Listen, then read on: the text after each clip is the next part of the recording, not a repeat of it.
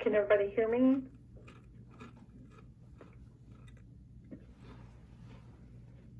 We are going to go ahead and get started. My name is Amanda. I will be your instructor today.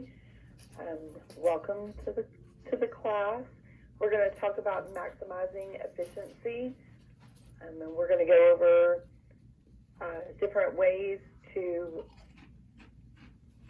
work out priorities in our tasks, our daily tasks, and priority management, and how priority management is not time management.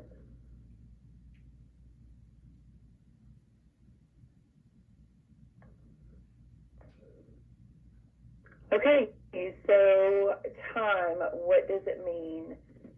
It's going to be the indefinite continued progress of existence and events in the past, present, and future, regarded as a whole.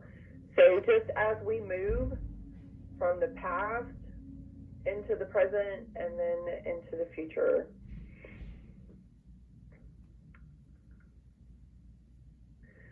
Using our time. So the truth is that we spend a lot of time responding to emails, doing things like that. Some people may consider things wasted time. Sometimes wasted time is fulfilling and necessary. Sometimes we need a break. We're always going to have an endless list of chores to complete and work to do. Our culture, always keeps us in the pursuit of lots of productivity and all of that. Kind of puts a guilt trip on us about any time that's wasted, but sometimes breaks are necessary, and wasted time is not always a bad thing. But if we learn how to prioritize our time and structure our list and get the things done that we need to get done, then we're able to have a little bit of more of that downtime without feeling like it's wasted or feeling like we didn't get all the things done that we needed to get done. So we're just going to kind of dive into how to utilize our time to best suit our needs and make sure that we're getting everything done and give ourselves some extra time as well. So we're going to talk about multitasking versus switching. Multitasking refers more to kind of what a computer does, where you can do multiple things at one time, have several things going, like your taskbar. If your taskbar looks anything like mine, it's always full. So as humans, our attention is a limited resource.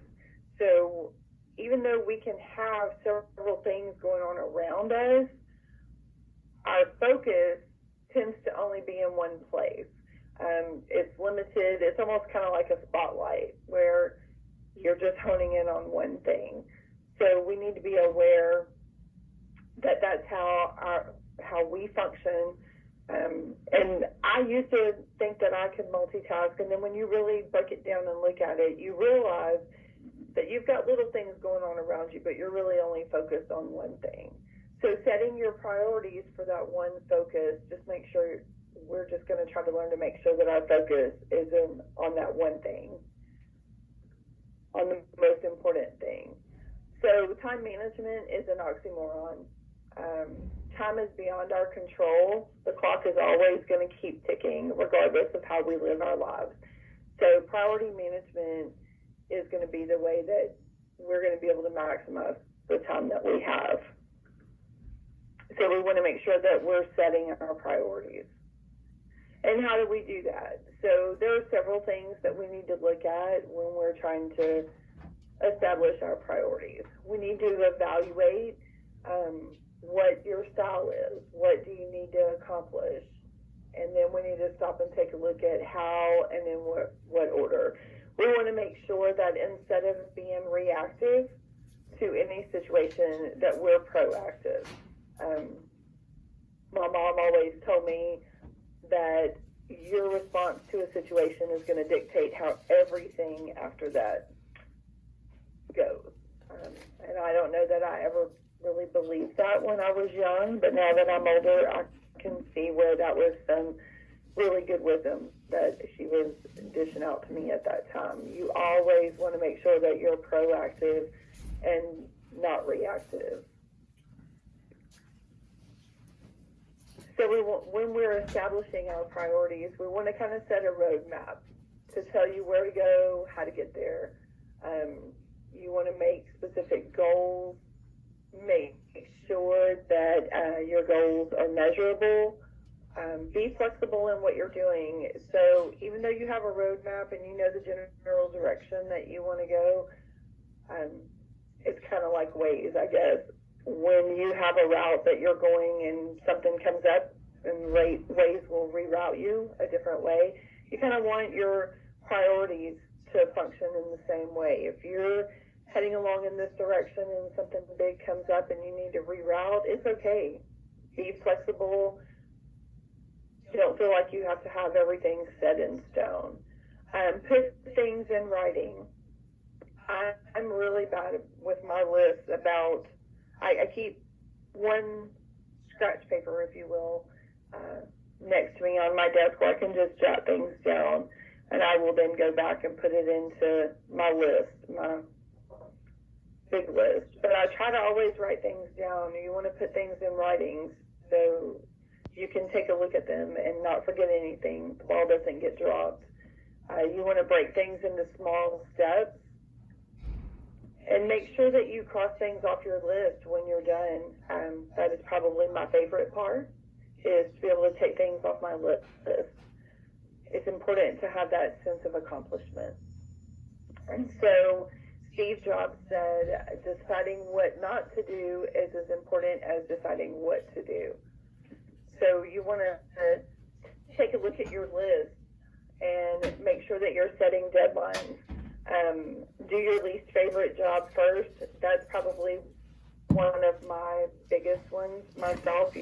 You want to get that big one out of the way. I am real big on, in the morning, my ugliest, most daunting task is the one that I want to do first, because I want to free up the rest of my day to not have the stress of that one thing that I know. So the longer it sits there, the more it's going to stress me out.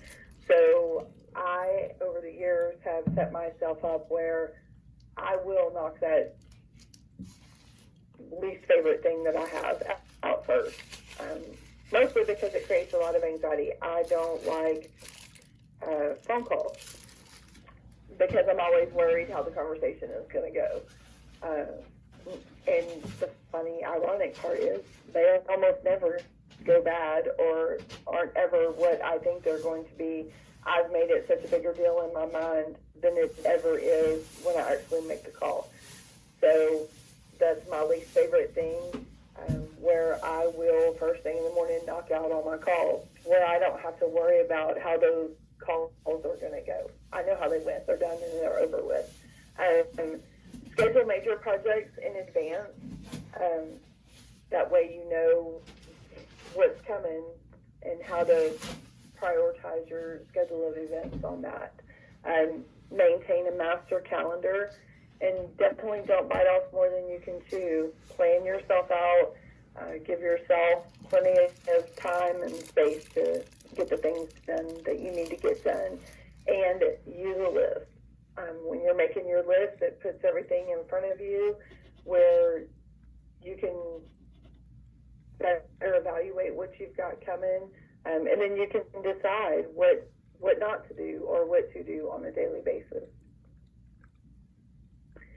When you set your priorities, it's important to use some guidelines. Using the SMART rule can kind of help you narrow it down. You want to be specific. Say you're wanting to be in leadership. So you want to, if you're wanting to work on your customer base, increase your customer reviews by 30%. Set yourself a specific number. You want to reach that 30%. Make sure that it's measurable.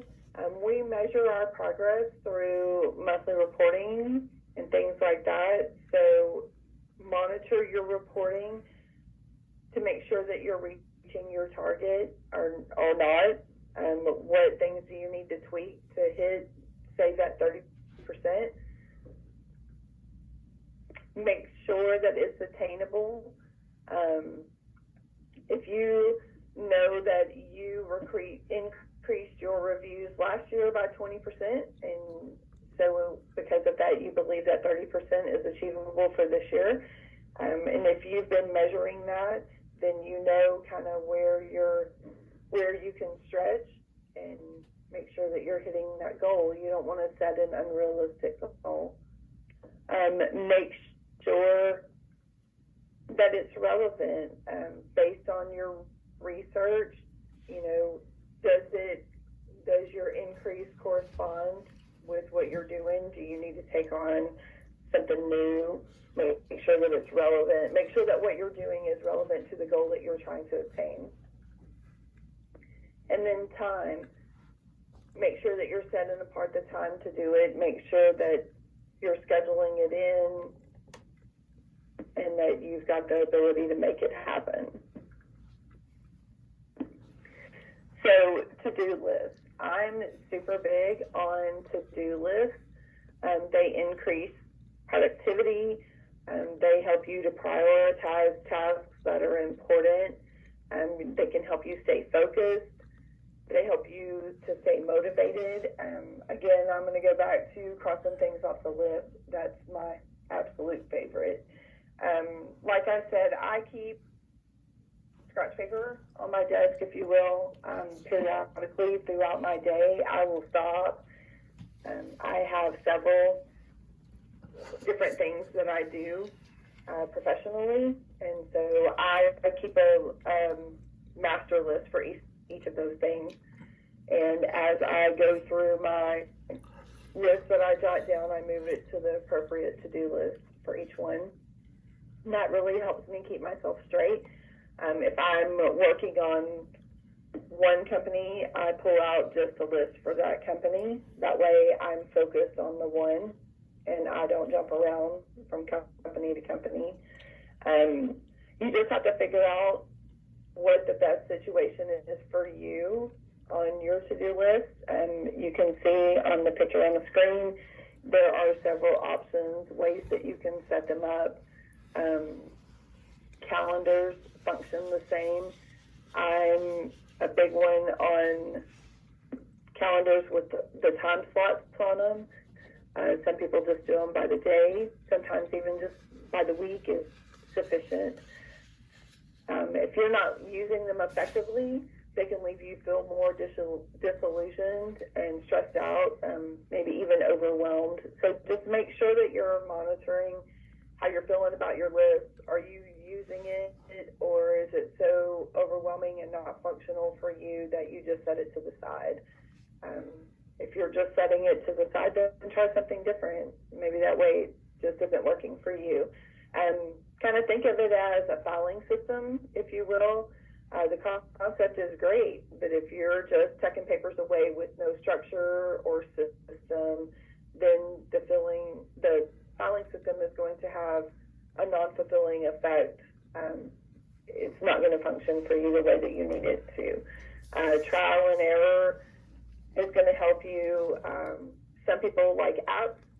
Some people just want it digital. You can do Outlook, Teams.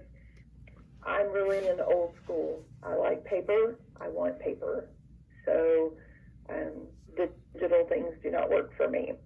So you just kind of have to poke around and see what is going to function for you. As far as organizing your to-do list, 1-3-5 rule is awesome. It will give you, if you set it up where you've got 1 big task, 3 medium tasks, and 5 small tasks, then that just gives you your priorities set. Again, my big task is always my phone calls, so that always whatever call I have to make is going to be my big one. And then you can do your 3 medium tasks and 5 small that fall under that. And then again, we're still talking about setting our priorities. You know, do you work best at certain times of the day? I'm real good in the morning. Around lunchtime, I start slowing down. In the afternoon, sometimes I'm really kind of fallen out. But then at the end of the day, I'm high energy again. So just figure out what time of the day you function your best, and really kind of set your stuff, the high energy stuff around that time where you know you're going to get it done.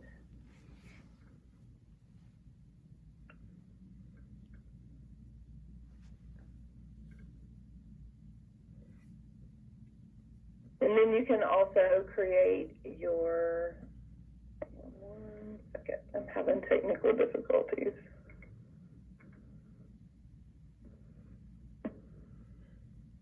You can also go through your tasks by urgency, how you want to set up your list on that.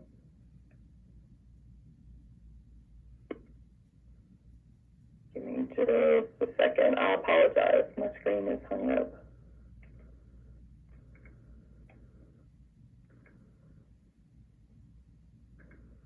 Here we go. I think we're moving now.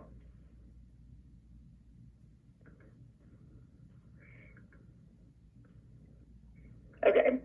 So you can set it up by urgency, the things that you need to do now and things that are okay to do later.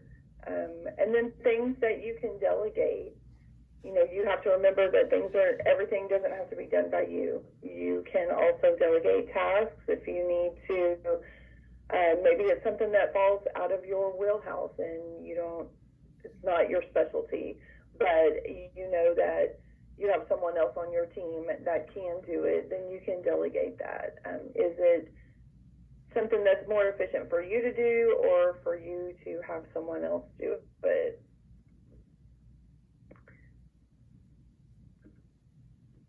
And then organizing your to-do list. If you feel like your tasks are getting away from you, then you can break your to-do list down a little bit more. Like I said, I like my stuff to be set up on times like this.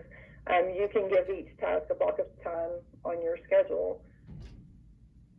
Some may just take a short amount of time, then you've got some that may take a couple of hours, and make sure that you're giving yourself sufficient time to complete the task. You can always move on to the next one sooner. If we're juggling a lot of things at one time, you can also give each day a theme or a focus. So if you've got to be out of the office on Monday and you know you can run all your errands on that day, and then give yourself Tuesday for desk time and things like that. Just figure out what all you've got going on, and it may be better for you to set it up on a daily rotation than break it down by the hours. And then let's talk about delegation. Delegation is hard. While they can increase the time that you have available, it's also a little difficult to delegate things out. Some of the excuses that we use for not delegating, that we might be disappointed in the results, maybe somebody else can't do it as good as you, or you don't want to take the time to teach someone else. It's difficult sometimes to break away and find the time to teach someone else different tasks. But in the long run, when it frees up time for us, sometimes it's more beneficial. But like I said, sometimes that's hard to let go of. But you have to look at it as, if you're able to break away and teach someone how to take over that task, if it's a recurring task, then you've freed up a lot of recurring time for yourself. So after we make our list and get everything together, we kind of want to make sure that we've got a plan of action. We need to outline how we're going to get the things done. Make sure that we create mini goals to check progress, not only our progress, but again, if we're delegating something out, we need to make sure that maybe sit down and have a meeting on what those goals are going to be, where the progress checkpoints are, following up with people, whether it be phone calls or, like I said, delegating things out. Just make sure that you're following through, checking back around on that stuff, checking progress. And you also want to make sure that you keep the lines of communication open, especially if you're delegating things out, where they're comfortable coming to you. And if there's an issue, saying, hey, I'm having an issue with this part, or I'm not real clear on this, you want to give yourself the opportunity to be available to them, but set the precedence for that. Maybe that's email or a text message, not necessarily everybody having to stop and sit down to do that. When you set your priorities, make sure that you're sticking to it. How do your tasks fit in with your priorities? Are they matching up? Is it even appropriate for you to assume responsibility for the tasks that you have? And again, can it be completed by someone else, and if so, who? And then you can think of all these grains of dirt as your time. What sucks up most of your time?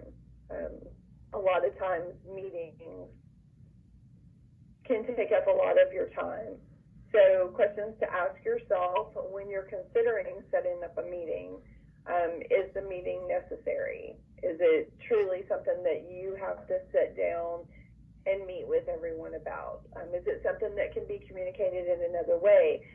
Would it be better served to shoot an email and just have people respond? Can it be done that simply? Or what do you want to achieve by holding your meetings? What topics do you need to cover? Do you have a list of topics where that's not so much beneficial to send an email because there's too many things to cover and you really need to just sit down and have a conversation? And then who has the knowledge or information critical to the topics at hand? And then just make sure, that you keep in mind that the purpose of a meeting is to have exclusive time to exchange your information, to make decisions about your common goals, and just gathering together to make sure that you're getting something done. You want to keep them organized, because unorganized meetings can destroy even the best time management plans. So the first order of business is going to be to set a timetable to plan the outline for your agenda.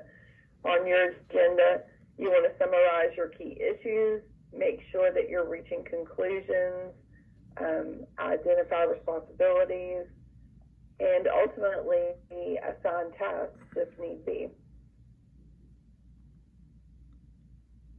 So when you start setting up your meeting, you first want to name the meeting, gather your topic, figure out a date and time.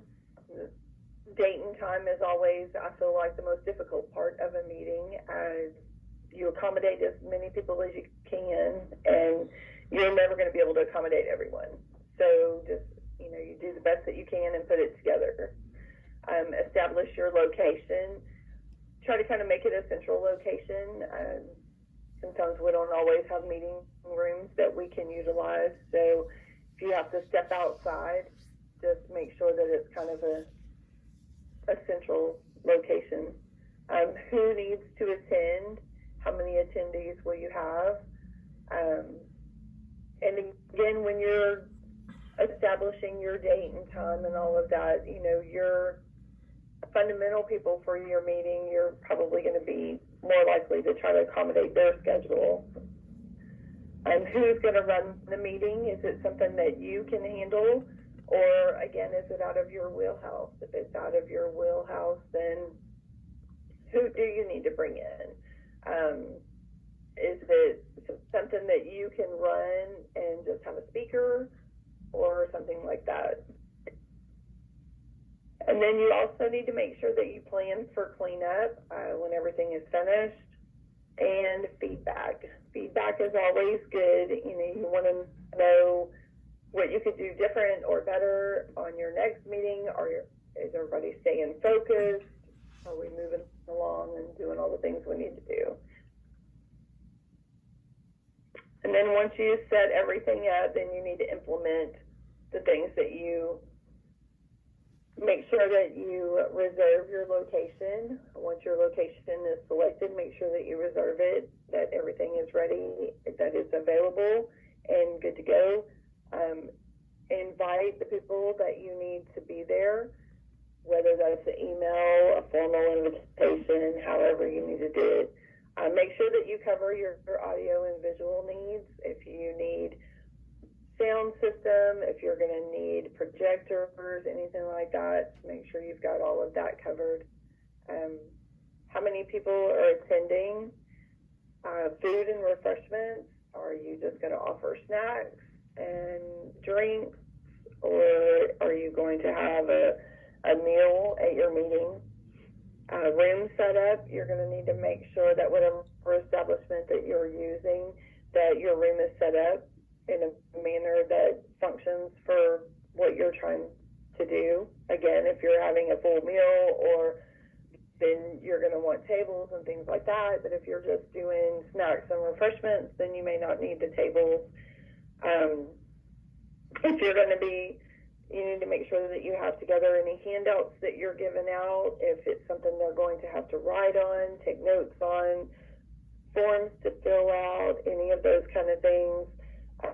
You're going to need to make sure that you have all your copies with extra copies, pens, name tags, if you're going to do name tags, if you want to make them in advance, if you're just going to write them there, just make sure that from start to finish you've covered all the things that you need to have.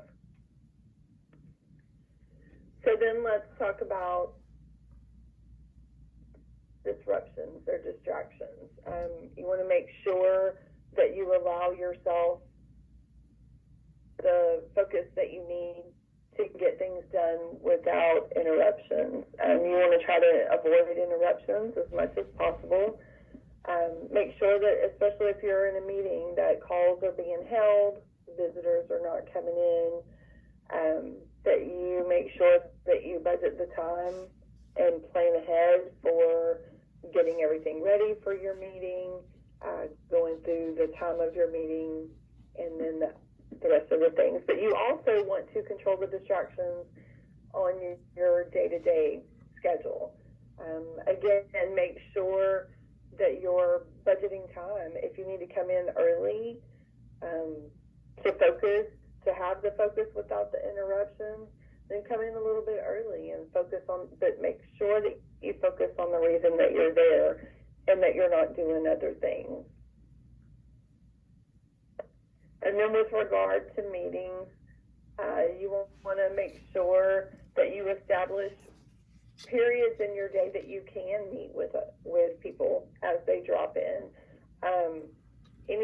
Anyone that's unannounced or unnecessary, when they come in, you want to stand up and not necessarily sit down. Make sure that you're asking what their emergency is and let them know that you care, but that it's not the time to sit down and have a conversation.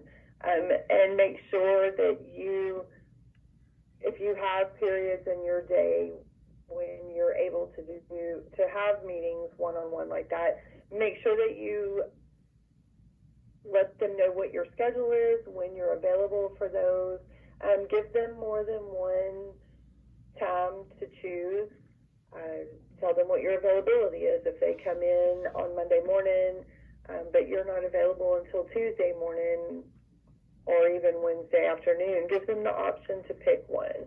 Encourage them.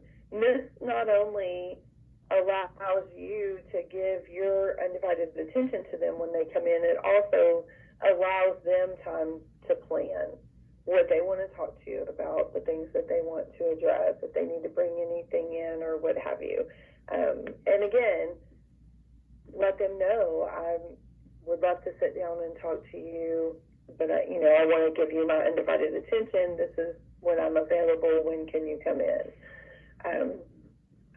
And then that lets them know that you care what's going on with them and that you want to give them your undivided attention.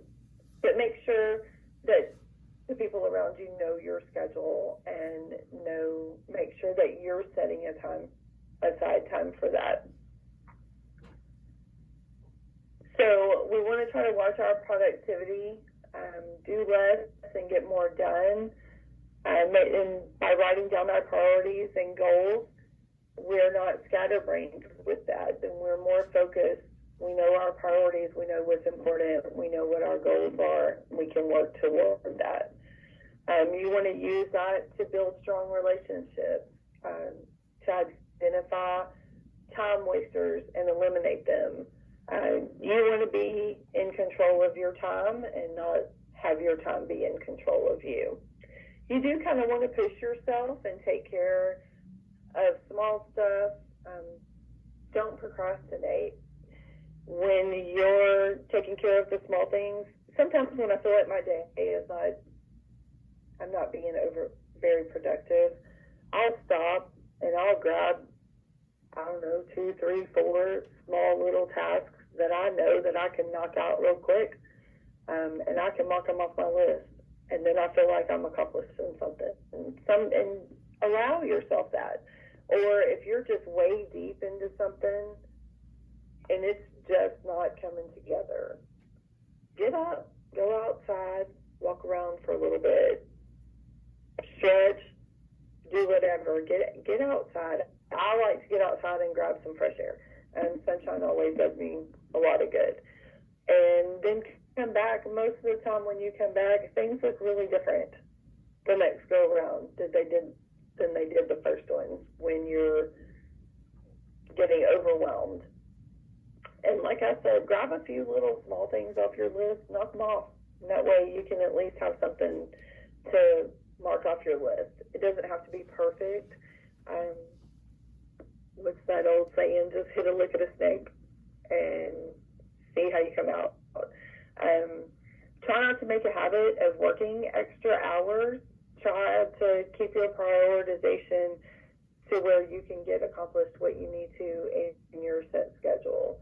If we're minimizing distractions, setting priorities and things like that, it makes staying within the boundaries of the work schedule more attainable. Schedule your meetings strategically. Make sure that you're planning them out appropriately, where they're not wrecking your schedule or anyone else's. Use the right equipment. I live on a farm, and I never knew until I moved onto a farm how important using the right equipment is. It can literally save you hours of work time. Same thing goes for your office or your property or anything like that. Make sure that you have the right equipment, that you stay organized. Learn to say no when it's appropriate. You don't always have to be the one that does everything. Learn how to say no. If your plate is running over, don't grab something else. Obviously, if it's something that is detrimental, you don't want to say no to something detrimental. But if it's available for you to say no or to delegate to someone else, then do that. Again, be flexible. Hire the best. You don't want to have to do repeat work. Make sure that the people that you're hiring to get things done or the people that you're delegating things to are the best ones for the job. When you do this, again, make sure that you're discussing goals and priorities. Make sure that you and your supervisor, any workers under you, that everyone is on the same page. Everybody's doing the same thing. Organization. Your office is a great place to start with organization. It is so important. A cluttered desk can represent a cluttered mind. You want to keep yourself as open and clutter-free as possible. Sometimes just address organizing the things that are piled up on your desk is a really good way to start. When your desk is clean, or your office is clean and organized, it helps you remember important things. Everyone has an inbox for their email, but most of us don't realize that the physical inbox on your desk is just as important and vital. To stay organized, you want to designate an incoming and outgoing place for your paperwork. This will help you to avoid misplacing documents, which keeps you ahead of your task list. Having a clean office or a clean space, it also facilitates creativity, which is vital in the workplace. And nothing inspires creativity more than a blank slate. So keep your desk clear so that you can focus on the task at hand, and that way you're not bombarded by side projects or looming deadlines. And I will say that is one of the things that I do have issue with as well. I'm bad about making piles on my desk, and when they're not there and everything is organized, it does make things flow much better. And then, you have to consider time. Again, sometimes we might feel like we don't even have time to organize our desk. However, if you consider how much time you waste every day trying to sort through things that really don't need to be there, then, is it really that much of a time zapper to go through your desk? So when we're putting our office together and our desk, we want to evaluate what's going on in your office. You have to, again, it's very similar to the calendar or to the to-do list. You have to figure out what works for you. So what's going on in your office? Would it benefit you to have color-coded folders? Do you have the things that you need? If you have piles, would you do better to have bins to kind of keep your files separate? Would it do better for you to have a filing cabinet, folders, like I said, color-coded, anything like that? Whatever works best for you. If it's color-coded and able to be deciphered at a quick glance, is that better for you? Limit your desktop to the items that you use on a daily basis. Anything that you're not using that doesn't have a purpose all the time, I would find somewhere to put it. It gives you less shuffling around when you need to track something down. Make sure that you're utilizing whatever filing system that you decide works for you. Only keep relevant folders on your desk. So I try really hard to keep my stuff filed. But I even have a system within my files. So when I take my files out, I have everything in there that I need. If I'm going to call a vendor or a customer, I go ahead and pull that file out. I keep a blank piece of paper to the front of each of my files. When I make phone calls, I write the date, I write the time, and then that way I have a place to make notes as I'm on my call. When I'm finished, I will put the gist of my call. I will shoot an email to them and recap that call. Anything like that helps you track what's going on is good. And most of us touch several files in a day, deal with several customers, several vendors. Having those notes available are really good to be able to go back and look at. Recapping your phone calls in an email is really good to help prevent any miscommunications. If I can send George an email and say, hey, George, it was a pleasure speaking to you earlier, and just go through the things that we talked about. And then if there's a miscommunication, then George can shoot me back an email and say, hey, on this topic, I thought we were this, and this. And it gives you a chance to work out any details before you get to the end of a task and everybody goes, oh, wait, we weren't on the same page. So just keep your notes. That way you know when you called, what you talked about, what you agreed on, and all of those things. And like I said, you can even just throw a piece of paper in the front of your file and do that. And then at the end of the day, you can put all your files away and everything is in there the way that you needed it. I would say keep no more than 3 personal items on your desk to avoid distractions. Limit your supplies. Only keep the supplies that you use every day on your desk, and keep the rest of them in storage. And then that way, and that will also help keep all your pens from disappearing. Keep a white space. Maintain a clear paper-sized space at your dominant side to make reviewing, signing, and organizing your papers easier. Like I said, I also keep a tablet over there so I can jot things down as I think of them and don't feel like I have to go grab the big list and separate each thing, because that just creates a distraction for me. Your monitors, you want to keep your monitors at eye level and arm's length away from your body. Your phone, keep it on your dominant side so you're not reaching across your body. And just make sure that your desk is functioning for you the way that you need it to. And then here you can see some examples of just organization.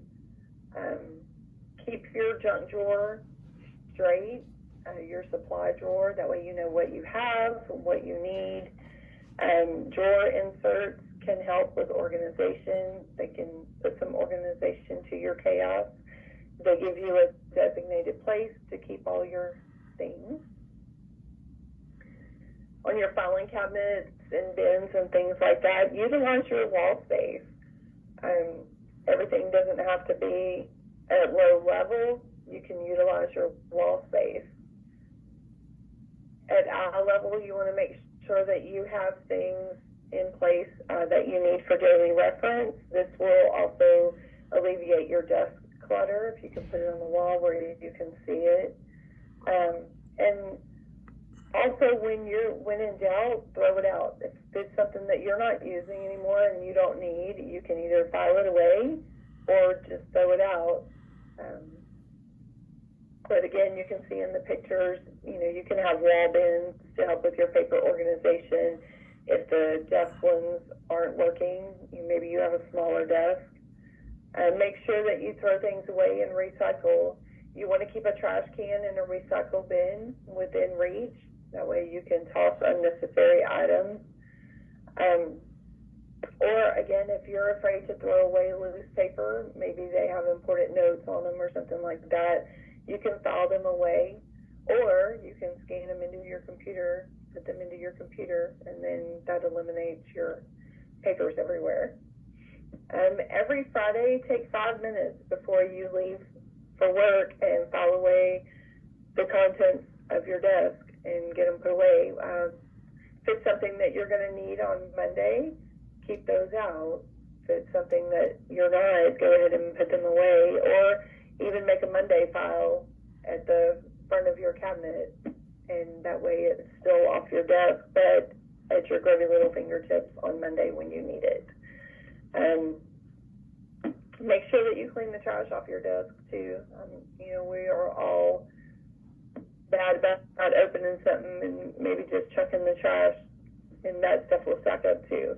So just make sure that you get everything put away and tidied up to get you ready for your Monday. So then let's talk about the organization of your office as a whole. At least once a year, just reevaluate where you are in your office. Have your responsibilities changed? Are you having office furniture that you're not utilizing anymore?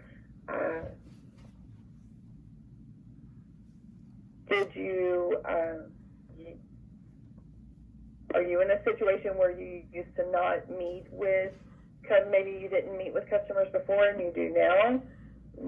Maybe now you need a place for y'all to sit. Has your traffic flow changed? You want to keep your people sitting where they can't necessarily see your monitor and all of that. Is your office set up that way? Do you have enough storage space? Where is your equipment? And again, does your workspace allow for you to meet with people, or do you not meet with people anymore and you have accommodations for people that no longer come into your office anymore? So just evaluate at least once a year, even once or twice a year, where you utilizing your space, and can it be done different? And then on clearing your paper, there are some things that you should ask yourself. Will you use it? And if so, what are you going to use it for? And when? Is it something that you're going to need immediately, or is it something that maybe you just have a monthly meeting or something like that? Can it be thrown away? And then act on it. Once you decide if you'll use it, when you'll use it, and all of that, make sure that you act on it. Or if you come across something that was a task that got buried, go ahead and take care of it, and then put it away and get it filed.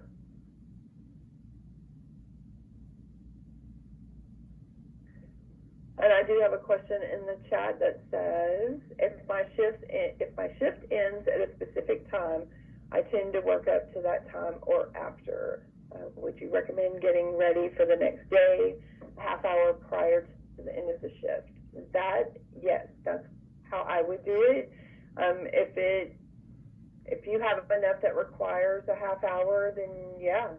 And if you're going through the things at the end of your day like that, then yeah, if you've come across anything that needs to be handled, then you still have a half hour to handle it and get it put away before the end of your shift.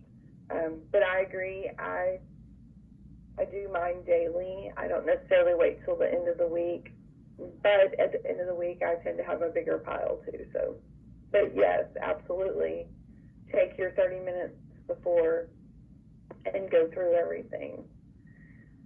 And then let's talk a little bit about shop organization. If we can't find the things that we need in our shop, we're not really doing any good. If we're not organized, we're not controlling our inventory. Our inventory is controlling us. You need to make sure that you have a place for everything. Make sure that you're determining your minimum and maximum of things that you need. Know how many you have. Be mindful of temperatures. Do you have things that are temperature sensitive that you need to make sure are not getting too hot or cold? You have standard versus seasonal items. Your seasonal things obviously can be put away until when you need them, but your standard things need to be in arm's reach at any given time. Utilize, again, your vertical space. You can see in the picture that they've got the extension cords hung high.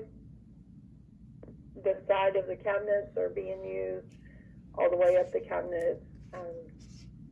Strategize your storage on all the things. Categorize things. You don't want your stuff all spread out. Have them bunched together by category. Bins are amazing, especially when you've got tiny pieces.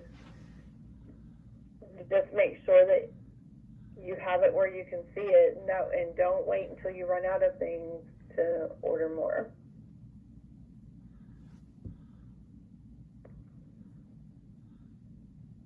And then you've got your workload analysis. You want to review when you come in the morning, review the previous day and prioritize any requests that you have.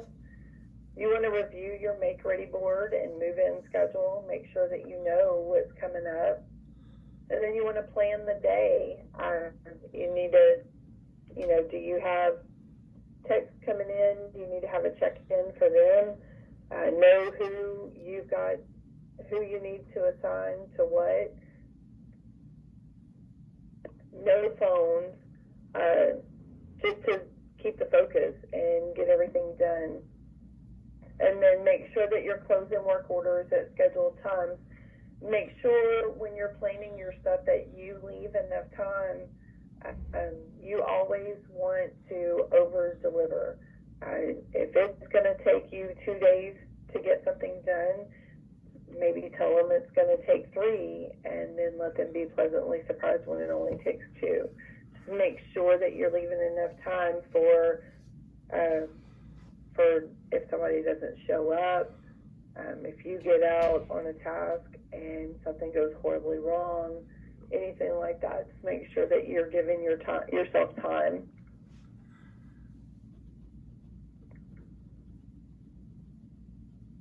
So when you're doing your PMs, you want to perform PM on service request and add a make ready. When you're on a make ready, you want to run the dishwasher, take the globes, the plate covers, the AC registers, and all that, and put them in there. And you're knocking out multiple things with one swipe, and then you're checking the dishwasher, you're cleaning the things that you need to clean. It all gets done together. Set up reoccurring service requests, check your history, and print out previous requests. Is this something that's a recurring issue? Do you need to address it differently, or is this a one-time shot that you can just go in and get it fixed up? Ask questions when you're taking a request. Is it something that, is it a breaker? Or is it just something simple that even they could fix without you having to send someone in? And you want to know more about, you want to make sure that your tech has all the information that they need and narrow it down as much as you can to what the issue truly is.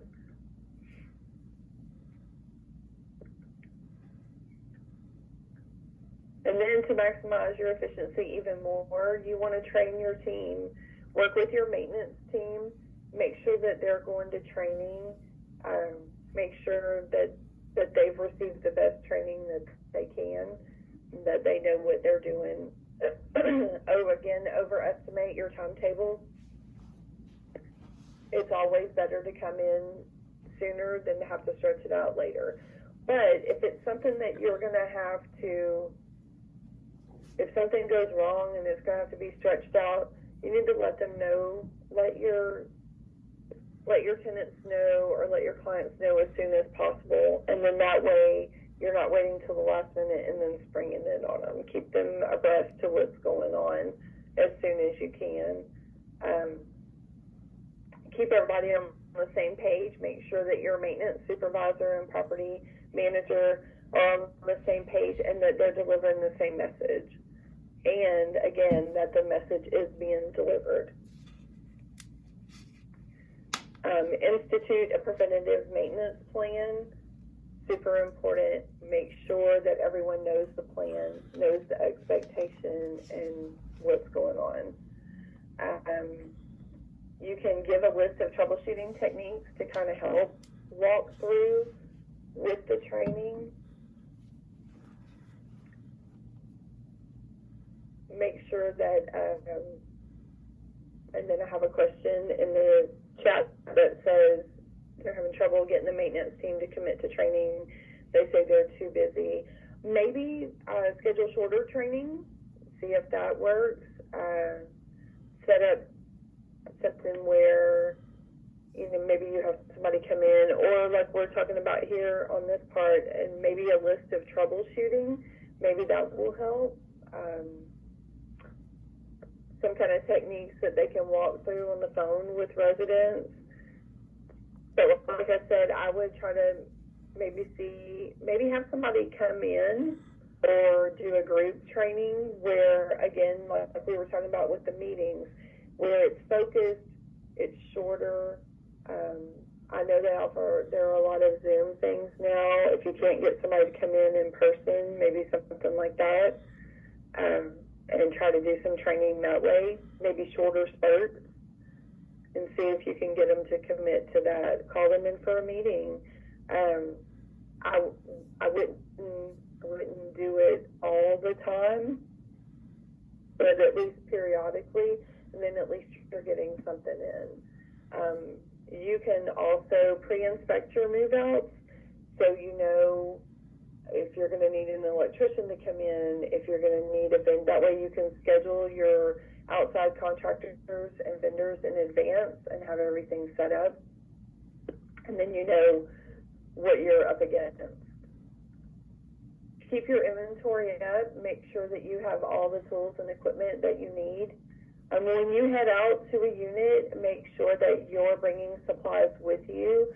The last thing you want to do is have to be running back and forth and back and forth. That's a huge time waster, and it's going to drag out all your things, all your tickets, and drag out your closing times and things like that. So make sure, and again, that falls back on knowing what the issue is so you can have the proper supplies.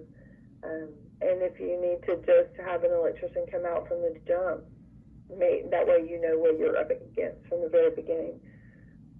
You want to make sure that you're in contact with your vendors. Make sure that you're negotiating price annually at a minimum. Know your volume and the number of tasks that you use your supplies on. And that way you know if you qualify for a discount and all of that. On your appliance, paint and repair, there are things that you can do, again, for preventative maintenance. You could get new trays for the dishwashers and things like that. Make sure that when you're doing your make-readies that you're checking the condition of those things and updating them if need be, or painting, anything like that that you need to do. On your housekeeping, make sure that you do a heavy clean after a paint before your make ready, and then a final clean before move in. On your ceiling fans, you can replace the blades a lot of time instead of having to replace the whole fan.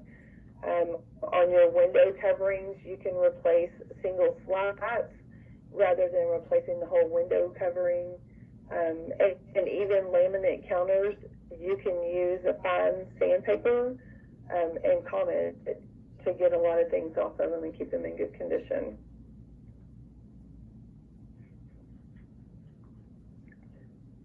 So just know that, again, priority management is the answer to maximizing the time that we have. Make sure that your priorities are set, that you're continually evaluating your priorities as things come up.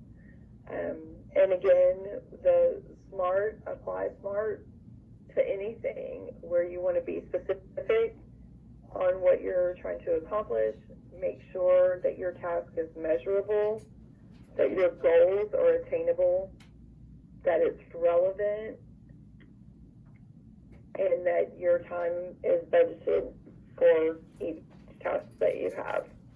Plan your meetings, and again, your meetings don't have to, they can, like we talked about a while ago, include the maintenance team and the training. I would utilize the meeting plans to get those set up with your people and, use them for training also. But again, make sure that you're focused, make sure that you have plans for refreshments, audio, visual, all the things that you need. Make sure that you're covering it from start to finish. Minimize your distractions, but make sure that you're setting aside time for focused small meetings, individualized things as you need them. Organize your office and your shop. Keep track of your workload analysis. Always be watching what's going on there, and maximize your efficiency. And we are done.